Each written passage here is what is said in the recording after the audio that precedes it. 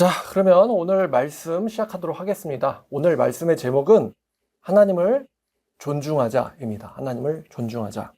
여러분, 제가 지난주에 아마존 프라임에서 다윗의 왕국이라는 거 한번 봐보시라. 총 8화까지 있단 말입니다. 거기서 이제 어떤 스토리로 시작하냐면 이제 사울 왕부터 이제 스토리가 시작되죠. 사실 선지자 사무엘도 등장을 하는데, 자, 다윗의 왕국이 생기기 전에 사울이라는 왕이 있었죠. 근데 지난번 설교에서 제가 이런 말을 했어요. 제사는 사무엘만 드릴 수가 있습니다. 사무엘이 사울에게 무슨 일이 있거든 길갈에서 모이자. 네가 길갈에 도착하면 내가 7일 뒤에 가겠다. 그리고 내가 너를 위해서 여호와께 제사를 드릴 것이고 그 뒤에 네가 해야 할 일을 내가 일러주겠다 라고 이렇게 얘기를 해주거든요. 사실 미래에 일어날 일을 알고 있다는 것은 뭐 이제 남자분들 입장에서는 나 혼자 맵팩을 킨 거죠. 그러면 질 수가 없지, 그 게임은. 그죠? 네가 어떻게 해야 될지를 알려주겠다라고 했으면 이제 믿고 기다리면 되는데, 근데 군대를 모아놨는데 7일 지나도록 3일이 나타나질 않고, 문제는 모여들었던 병사들이 다 헤어지기 시작했죠. 흩어지기 시작해서 뭐가 떨어졌냐면 이제 사기가 떨어졌어요. 사기가 떨어진 군대를 가지고 전쟁에서 이길 수는 없겠죠. 그래서 사울이 겁이 난 거예요. 사실 여러분들과 사울이랑 입장 바꾸면은 그때 나라고 7을 넘어서도 흩어지는 군사들을 보면서 뚝심 있게 과연 사무엘을 기다릴 수 있을까? 사울을 이렇게 하기는 쉬운데 막상 그 사람 입장이 돼보면은 그 드라마는 그런 걸 보여준단 말입니다. 이 사람이 왜 그럴 수밖에 없었는가. 자, 근데 제사는 사무엘만 드릴 수가 있는데 이 선을 넘어버리죠. 사울이 넘어버립니다. 그래서 사무엘이 와서 딱 제사가 끝났는데 왔어요. 하나님이 마치 스토리를 맞추신 것처럼 죄를 딱 졌는데 그때 바로 선지자 나타난 거예요. 그러고는 뭐라고 했냐면 당신이 망령되이 행동했다. 이제 좀 더 쉽게 말하면 당신은 어리석은 행동을 했다.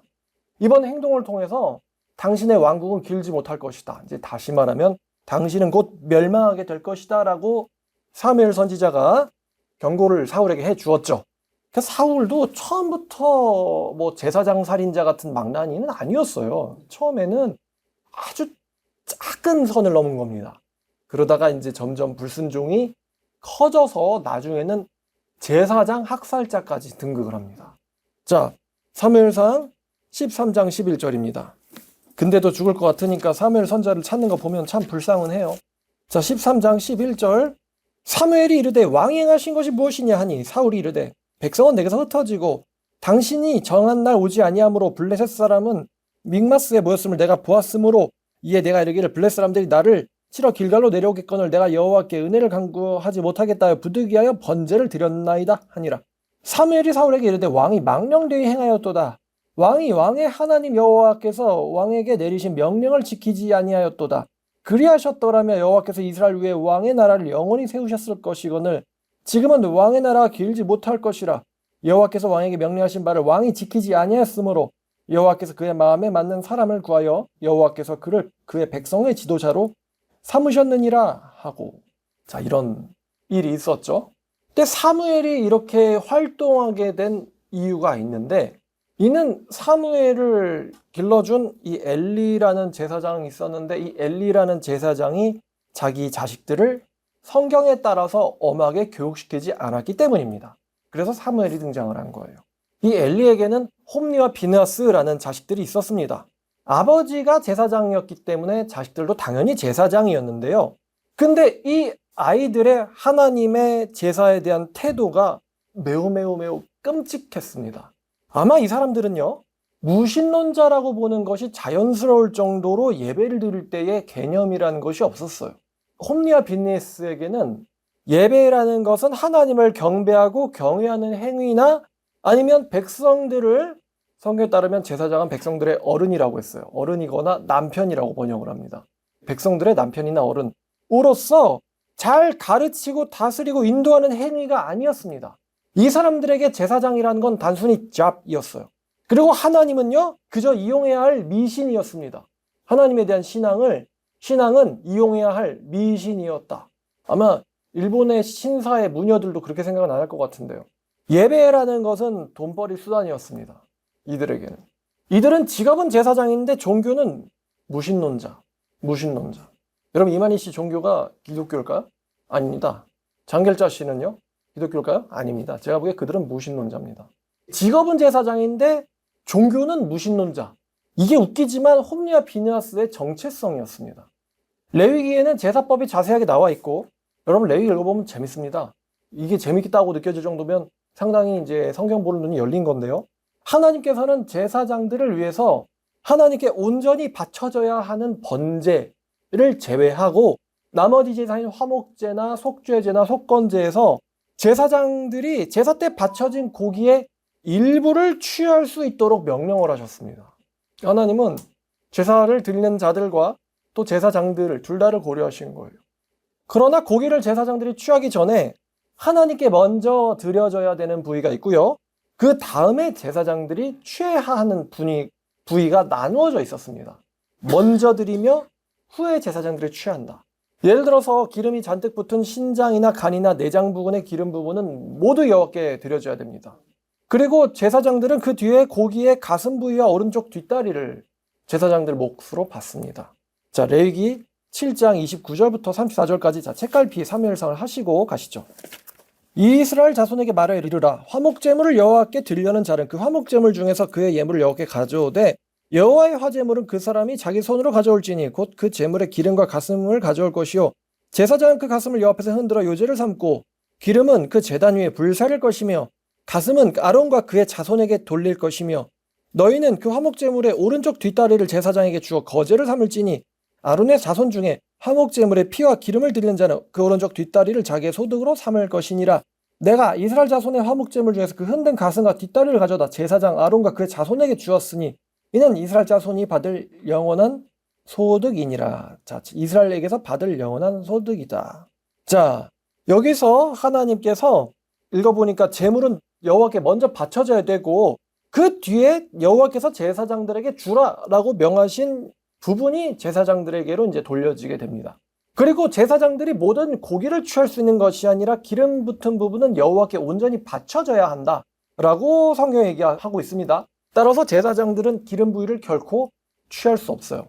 자, 근데 기름 부위를 취하지 말라라고 말씀하신 이유는 고기 중에서 가장 귀한 부분이기도 하고 또 최고의 것을 여호와께 드린다라는 의미로 취하지 않습니다. 기름 부분은. 그래서 기름은 먹지 못하도록 하신 거예요. 여호와의 몫과 제사장들의 몫이 분명히 나누어져 있죠. 기름은 여호와의 것이다. 자, 근데 이 본문을 읽어보죠. 사무엘상 2장입니다. 2장 16절입니다. 자, 2장 12절부터 16절까지 읽겠습니다. 엘리 아들들의 행실이 나빠 여호와를 알지 못하였더라. 그 제사장들이 백성에게 행하는 관습이 이러하니 곧 어떤 사람이 제사를 드리고 그 고기를 삶을 때에 제사장의 사환이 손에 새살 갈고리를 가져 나와 그것으로 냄비에나 솥에나 큰 솥에나 가마에 찔러 넣어 갈고리에 걸려 나오는 것은 제사장이 자기 것으로 가지되 실로에서 그곳에 온 모든 이스라엘 사람에게 이같이 할 뿐 아니라 기름을 태우기도 전에 제사장의 사환이 와서 제사 드리는 사람에게 이르기를 제사장에게 구워드릴 고기를 내라. 그가 네게 삶은 고기를 원하지 아니하시고 날 것을 원하신다다가 그 사람이 이르기를 반드시 먼저 기름을 태운 후에 네 마음에 원하는 대로 가지라면 그가 말하기를 아니라 지금 내라. 그렇지 아니하면 내가 억지로 빼앗으리라 하였으니. 자, 여기서 방금 레위기에서 읽은 두 가지 규칙이 전부 어겨지고 있죠. 여호와께 드리고 남겨진 것을 제사장이 취한다 해서 이 사람들은 그냥 아무거나 랜덤으로 그냥 갈고리로 취해 갔고요. 그 다음에 어떤 백성들이 기름을 먼저 드리겠다라고 하면은 아니다. 기름 붙은 부위를 제사장이 원하신다. 그러면은 안 되는데 그러면 이제 아니야. 강제로 빼앗을 거야. 이렇게 행동을 했죠. 이 홈리와 비느하스가요. 제사장이 이렇게 행동하는데 어떤 사람이 이거를 저지할 수가 있겠어요. 자, 그래서 이 사람들은 하나님께 먼저 바쳐줘야 되는 부위와 그 뒤에 취해야 하는 부위를 무시를 했습니다. 그리고 두 번째로는 먹어서는 안 되는 기름 부위를 마음대로 취했습니다. 그리고 세 번째는 이것을 하나님 앞에서 무례하다라고 생각해서 반대하는 백성들을 협박을 해서 강제로 빼앗았습니다. 자, 뿐만 아니라 이러한 이 홈리와 비느하스 제사장의 행동들은요, 굉장히 의도적이고 고의적이고 습관적으로 행해졌어요. 늘 행해졌습니다. 그래서 이것은 우발적이거나 무지로 인해서 일어난 사건이나 사고가 아니었다는 것이죠. 다시 한번 네 번째, 의도적이고 고의적으로 습관적으로 행했다. 늘 그랬다. 이거는 우발적이거나 아니면은 사건, 무지로 인해서 일어난 사건이나 사고가 아니었다. 이 사람들은요, 자신들의 제사법이 성경적으로 잘못되어 있음을 본인들이 분명히 알고 있었음에도 불구하고 이런 행동들을 반복했습니다. 왜겠습니까? 이들에게 있어서 하나님이라는 분은 존재하지 않는 분으로 여겨졌거나 아니면은 하나님이 존재한다 할지라도 이런 걸로 혼내시는 분은 아니다. 하나님을 봐주시거나 눈 감는 분으로 인식을 했던 것 같아요. 뭐 그렇겠죠. 하나님은 사랑이다, 자비와 은혜 하나님이다, 우리의 죄를 용서하신다. 이런 걸로는 사람을, 아니면 뭐 하나님께서 우리를 위하여 제사를 드리려고 하셨으니까 좋은 것을 취한다 한들 뭐가 문제가 되겠느냐, 이런 식의 생각, 자기 합리화가 이들 머릿속에 있었을 수도 있어요. 이 소년들은 자신들이 반복적으로 행하는 잘못들을 가볍게 생각했을 겁니다. 반성하지도 않고 반복적으로 자신들의 죄가 가볍다 이렇게 생각했을 거예요. 자, 근데 2장 17절을 보니까 성경은, 하나님은 그렇게 생각하지 않으셨습니다. 이 소년들의 죄가 여호와 앞에 심히 크면 그들이 여호와의 제사를 멸시함이었더라. 그렇죠? 성경 뭐라고 말하냐? 이 소년들의 죄가 심히 컸다.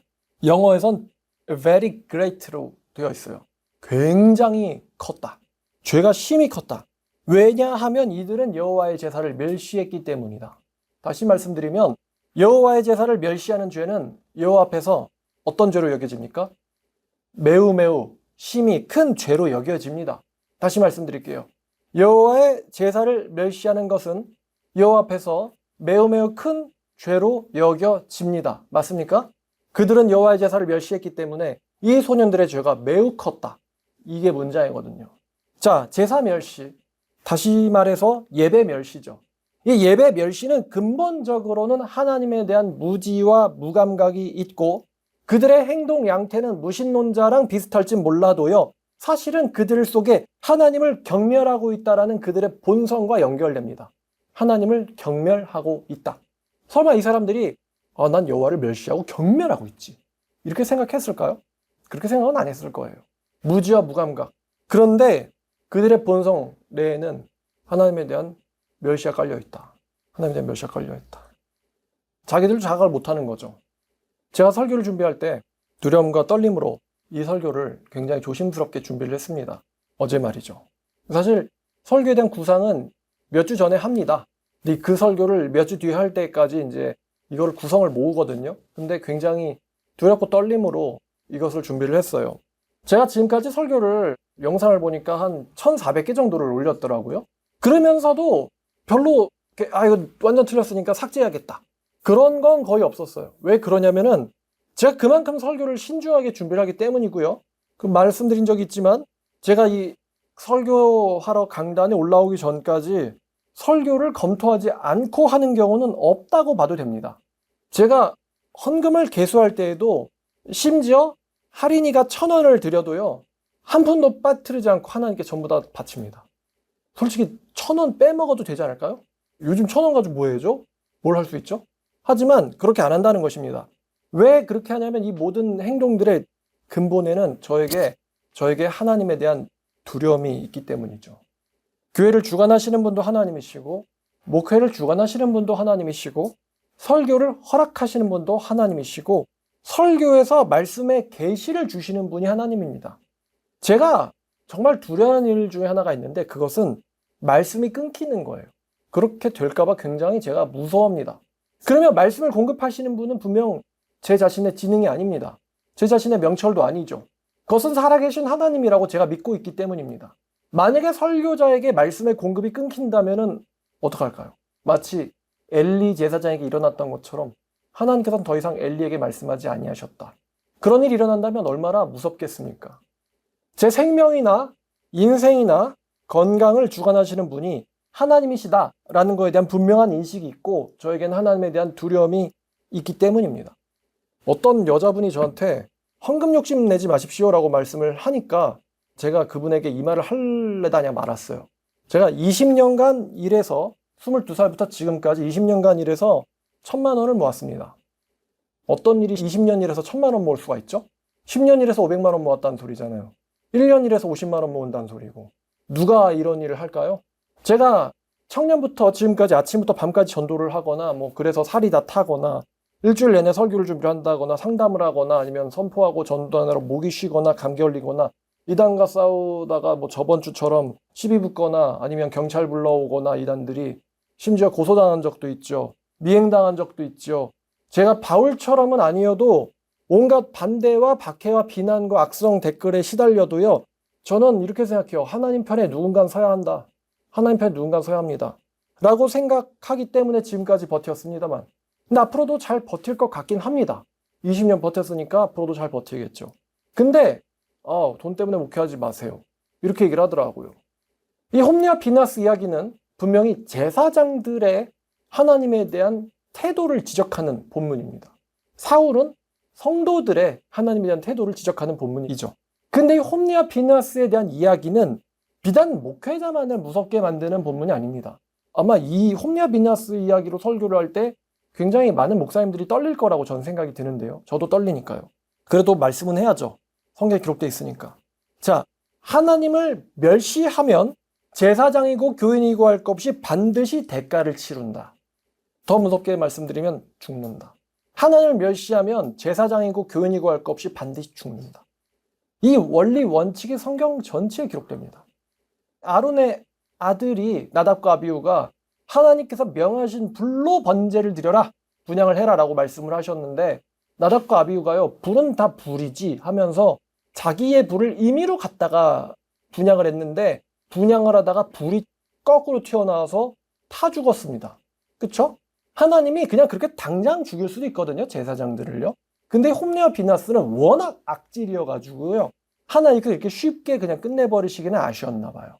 그 당시에 얼마나 많은 백성들이 이 홈리와 비나스의 부도덕과 이 악행을 보아왔겠어요. 근데 그런 애들이 그렇게 쉽게 죽으면 안 되겠죠. 전 국민이 보는 앞에서 하나님의 예언대로 드라마틱하게 죽어줘야 하나님에 대한 심판이 멋들어지게 성취되지 않겠습니까? 텐트 들어갔다가 쥐두새도 모르게 죽으면 아쉽잖아요. 너무나 큰 악인이라서 하나님께서. 그래서 굉장히 무섭게 이 사람들의 결말이 끝나는데 하나님을 멸시하면 반드시 대가를 치르고 죽게 된다.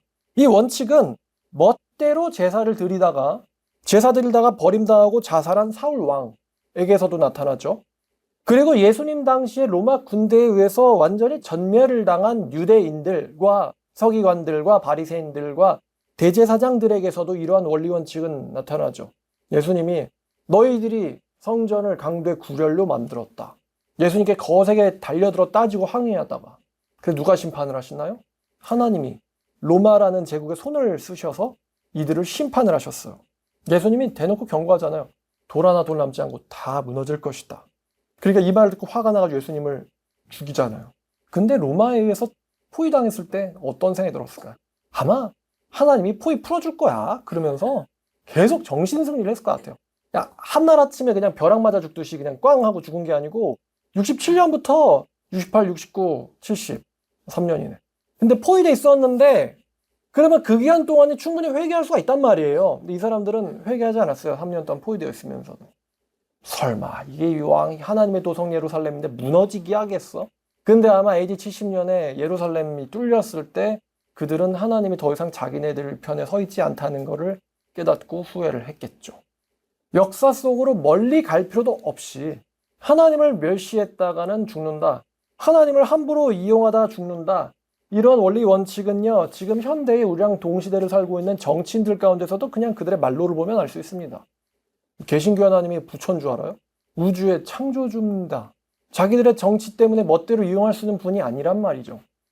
하나님을 멸시하면 반드시 당합니다. 죽습니다.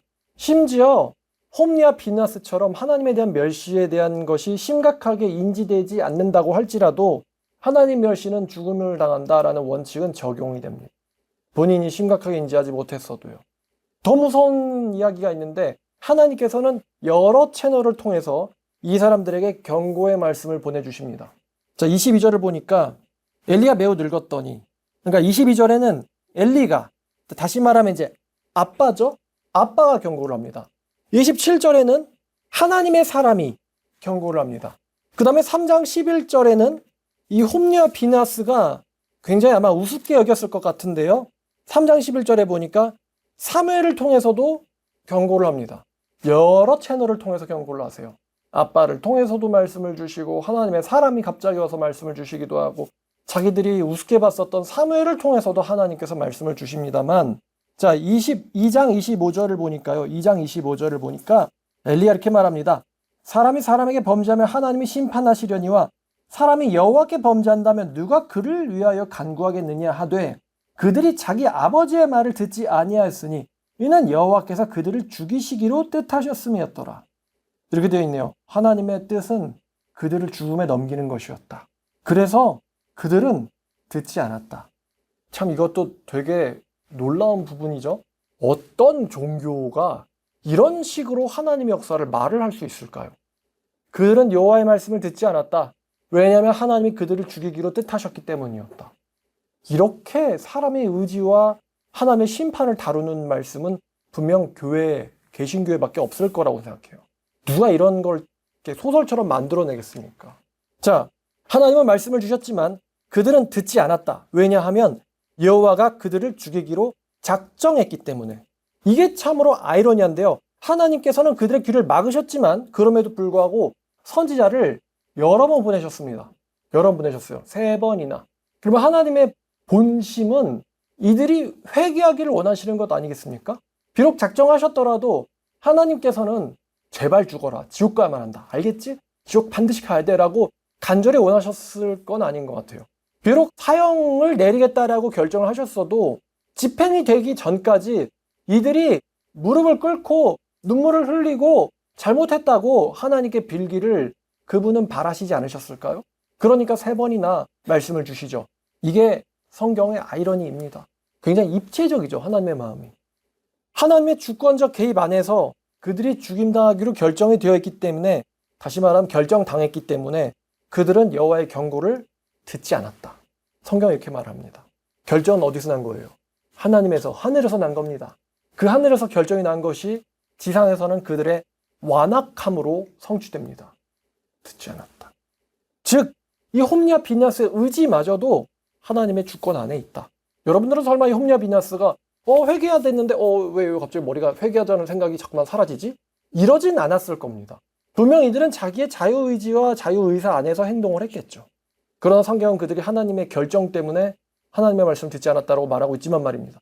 자, 어쩌면 하나님을 경외하자, 하나님을 존중하자, 예배를 잘 드립시다, 하나님에서 삽시다. 제가 비슷한 류의 말씀을 많이 드리잖아요. 만약에 이 말씀을 듣고도 변하지 않는 분들이 계시다면 어쩌면 변하지 않는다라는 것이 여러분들이 할 수 있는 의지 안에 있는 일이 아니고 어쩌면 사실상 하나님의 심판을 위해서 듣지 못하게 결정당해 있는 걸 수도 있습니다. 이게 무섭다는 것이죠. 홈리아 비나스 분명 생각은 했을 겁니다. 나는 아직 어려. 성경은 이들을 이렇게 말하죠. young man, 이 소년들. 난 아직 어려. 내 인생은 아직 많아. 지금은 이렇지만 언젠가는 회개하면 되겠지. 언젠가는 진심이 되면 되겠지. 언젠가는 진실하면 되겠지. 라고 생각했을지는 모르지만요. 사실 실제는 그들은 설교자의 말씀을 듣지 않았다. 왜냐하면 하나님께서 그들을 심판하시기로 작정하셨기 때문이었다. 일 수도 있다는 거죠. 기회가 언제까지 있지는 않다는 것입니다. 제가 지난주에 상담을 하는데 그러더라고요. 하나님은 예배를 원하지 않으신다. 이게 하나는 알고 둘은 모른다라는 걸까요? 그 말씀이 하나님이 진짜 예배를 원하시지 않는다는 말일까요? 그러면 전 세계의 교회와 신학자들과 목사들이 미쳤다고 하나님이 기뻐하시지 않는 예배를 매주 드리겠습니까? 자, 시편 51편 보시죠. 시편 51편 16절입니다. 주께서는 제사를 기뻐하지 아니하시나니 그렇지 아니하면 내가 드렸을 것이라. 주는 번제를 기뻐하지 아니하시나이다. 하나님이 구하시는 제사는 상한 심령이라. 하나님이여 상하고 통회하는 마음을 주께서 멸시하지 아니하시리이다. 주의 은택으로 시온의 선을 행하시고 예루살렘 성을 쌓으소서. 그때에 주께서 의로운 제사와 번제와 온전한 번제를 기뻐하시리니 그때에 그들이 수소를 주의 제단에 드리리이다. 이 말씀이요, 하나님이 제사를 싫어한다는 말일까요? 내가 신령과 진정을 다하게 된다면, 내가 하나님 앞에서 신령과 진정을 다하게 된다면 그때 드리는 예배를 주께서 진정 기뻐하실 것이다 라는 이야기죠. 지금 내가 하나님 앞에 신령과 진정이 안 됐는데 형식뿐인 제사를 드린다는데 주님께서 그거를 원하시겠느냐?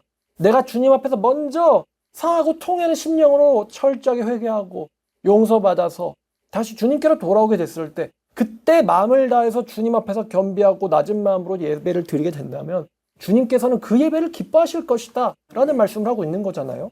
다윗이 제사를 안 드렸습니까? 다윗이 제사 드리겠다고 법궤도 가져온 사람이잖아요. 근데 어떻게 이걸 보고는 하나님은 제사를 기뻐하지 않는다, 예배를 기뻐하지 않는다고, 그래서 교회도 여태까지 안 나가고 헌금도 안 하고 이렇게 살고 있는 거를 어떻게 정당하게 말할 수 있는지 모르겠어요. 아마 안 나가 교회 사람들이 아마 이런 생각일 거예요. 자기들 나름 명분이 있을 거 아닙니까? 안 나가 교회 사람들. 하나님은 예배 기뻐하지 않으셔. 하나님은 헌금도 기뻐하지 않으셔. 하나님은 마음을 원하셔. 솔직하게 목사님, 솔직히 말씀드리면 저는요, 하나님보다는요 제가 더 중요해요. 이렇게 솔직하게라도 말을 하면 제가 자매님 위해서 기도를 하겠습니다. 자매님도 그렇게 사는 걸 원치 않으시죠? 언젠간 돌아오게 해달라고 제가 기도를 할게요. 이렇게 얘기를 하거나 아니면은 계속 그렇게 사세요, 이렇게 이제 비아냥이라도 해줄 텐데, 아니에요 목사님, 하나님은 예배를 기뻐하지 않으세요. 이렇게 얘기하니까요, 성경 구절을 들먹거리면서 형식은 필요 없다고, 제가 그 사람 인생 전체를 그냥 납득을 해버렸어요. 어떤 식으로 살아왔겠구나. 예수님이 언제 형식이 필요 없다고 하셨습니까? 그렇죠?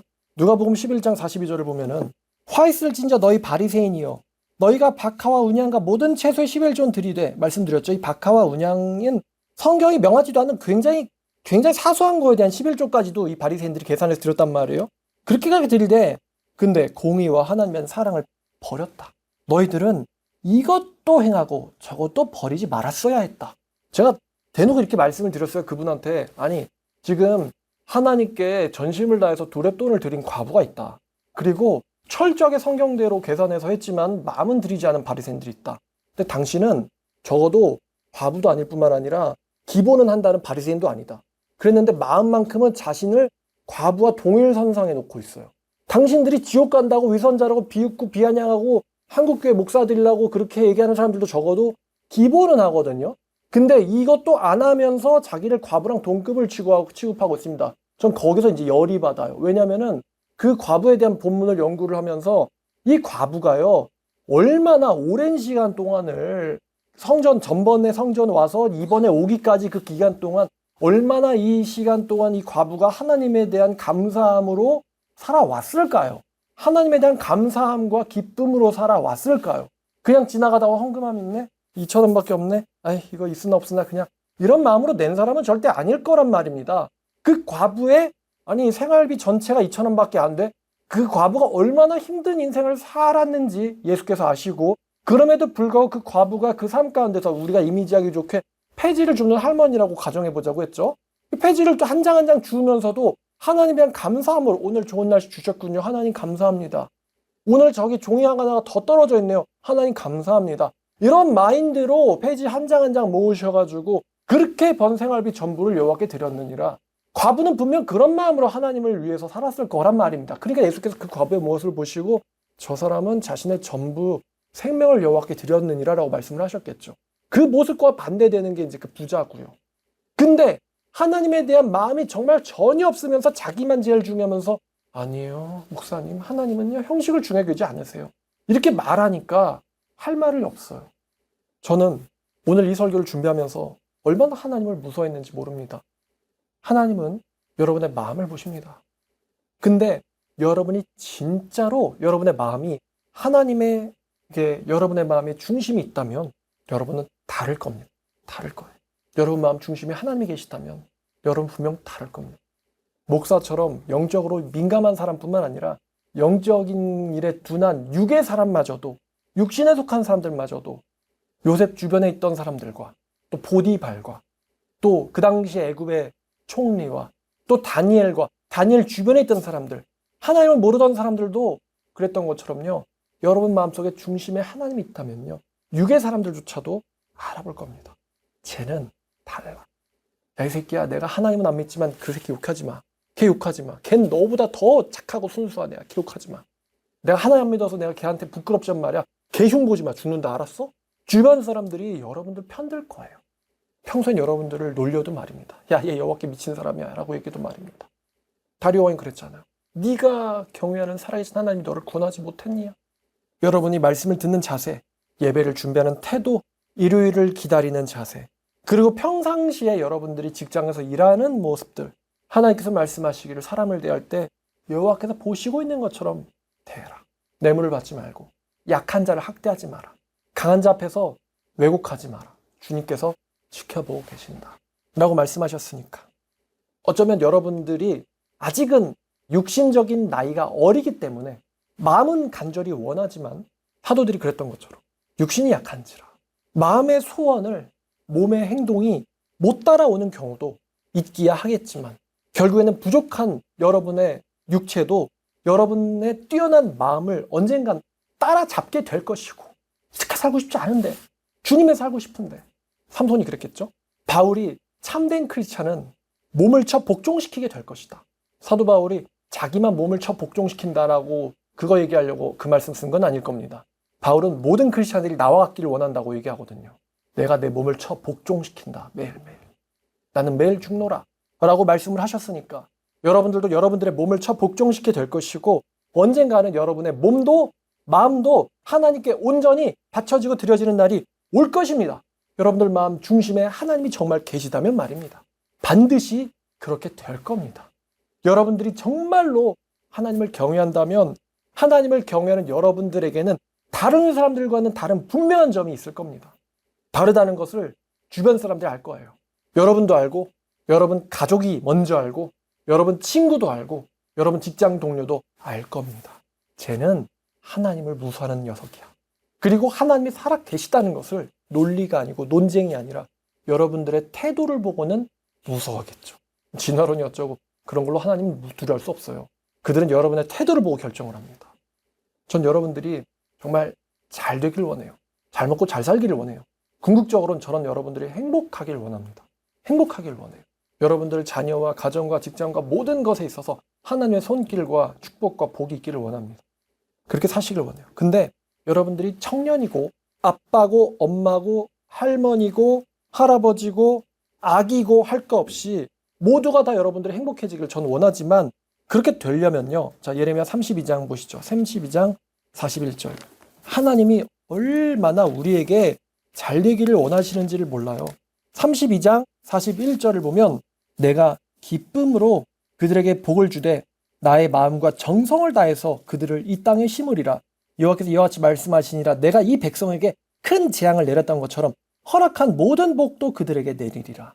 그러니까 말씀하시기를 하나님께서 기쁨으로 허락하신 모든 복을 여러분들을 위해서 마음을 하나님의 마음과 정성을 다해서 그분께서 복을 베풀어 주시기 전에 여러분이 하나님을 경외하는 것이 먼저입니다. 언제든지 복을 이렇게 베푸실 수 있는 하나님께서 지금 예레미야 32장에서는 내리시지 않습니다. 왜냐하면 이 사람들은 복을 받을 때가 아니에요. 이 사람들은 예레미야 예언대로 잡혀가야 되고요. 70년 동안 회개해야 되고요. 그리고 돌아왔을 때 여호와 앞에서 무릎 꿇고 에스라 앞에서 무릎 꿇고 울면서 하나님께 잘못했습니다라고 울며 빌게 될 때 그때야 비로소 이들에게 복을 내리실 수가 있는 거예요. 하나님은. 지금 복 주면 얘네들은 그거를 우상 숭배할 거란 말이죠. 지금 물질적 축복 받고 지금 자녀 축복 받고 지금 학업 직장 축복 받으면 얘네들은 분명히 이거 우상 숭배하고 바리새인처럼 자랑할 겁니다. 지금은 이 복을 통제할 힘이 없어요. 먼저 이들은 하나님 경외하기를 배워야 합니다. 가졌는데 마음 쓰지 않고 잃어도 걱정하지 않고 온전히 하나님께 맞춰진 사람, 그런 사람이 돼야 해요. 왜 하나님이 과부에게 1,000억을 주지 않으셨을까요? 하나님 무능해서일까요? 아니에요. 이미 그 과부는 하나님 안에서 행복하게 살고 있기 때문에 충분하기 때문이에요. 본인이 충분하다고 느끼니까. 예루살렘 초토화 될 건데 1,000억 여기저기 예루살렘 여기저기에 좋은 집 3층 빌딩 갖고 있으면 뭐 하겠습니까? 잿더미 될 겁니다. 하나님 안에서 행복해하고 만족할 줄 아니까. 여러분들이 하나님을 경외하는 것이 먼저입니다. 하나님을 경외하는 마음을 가지고 365일 24시간 내내 사는 거, 그게 먼저 돼야 합니다. 비록 여러분들이 정도에서 벗어나서 죄를 짓는 일이 있다 할지라도 하나님을 두려워하는 가운데서 죄를 짓고 있기 때문에 언젠가는 하나님을 두려워하기 때문에 다시 정도로 반드시 돌아오게 될 것입니다. 그리고 결국 여러분은 하나님이 원하시는 삶과 길을 가게 되겠죠. 성경 한 구절 읽고 끝내겠습니다. 사무엘상 2장 30절입니다. 그러므로 이스라엘 하나님 나 여호와가 말하노라. 내가 전에 네 집과 네 조상의 집이 내 앞에 영원히 있으리라 하였으나 이제 나 여호와가 말하노니 결코 그렇게 하지 아니하리라. 나를 존중히 여기는 자를 내가 존중히 여길 것이요 나를 멸시하는 자를 내가 경멸할 것이다. 성경은 말합니다. 나를 존중히 여기는 자를 내가 존중히 여길 것이며 나를 멸시하는 자를 내가 경멸할 것이다. 다시 말씀드리면 여러분이 하나님을 존중하는 것이 먼저요, 복은 그 다음입니다. 믿음이 먼저고 복은 그 다음에 따라오는 것입니다. 하나님을 존중히 여기는 저 그리고 여러분들 되시기를 주님의 이름으로 축원합니다. 기도하겠습니다. 살아계신 하나님 아버지 감사합니다. 말씀을 통해서 저희의 마음을 닦아주시고 일주일 동안 세상 때 묻어서 왔던 저희 마음을 말씀의 물로 씻어서 깨끗하게 해주시니 감사합니다. 다시 주님께 초점을 맞추고자 합니다. 우리의 삶을 주님께서 다 아시오니 주께서 우리의 삶을 털어주시고 주님께서 원하시는 삶대로 살 수 있도록 저희의 마음을 주님의 마음과 일치시켜 주시옵소서. 주님의 마음이 저희의 마음과 일치되는 것이 아닙니다. 저희의 마음이 주님의 마음과 일치되는 것입니다. 저희의 마음 속에 역사하여 주셔서 하나님을 경외하고 두려워하며 전심으로 섬기고 사는 삶을 우리의 영혼이 진심으로 그것을 바라고 기뻐하고 행복해할 줄 아는 그러한 복을 우리에게 내려주시옵소서. 하나님과 함께 동행하기를 원합니다. 솔로몬이 말하기를 살진수소를 잡고 싸우는 것보다는 나무를 놓고 화평한 게 낫다 하였으니 나무를 놓은 식탁 안에서도 주님이 있기를 원하고 심지어 살진소가 있어도 그 안에 주님이 있기를 원합니다. 주님과 함께 먹고 마시고 누리는 우리 모두가 되게 해 주시옵소서.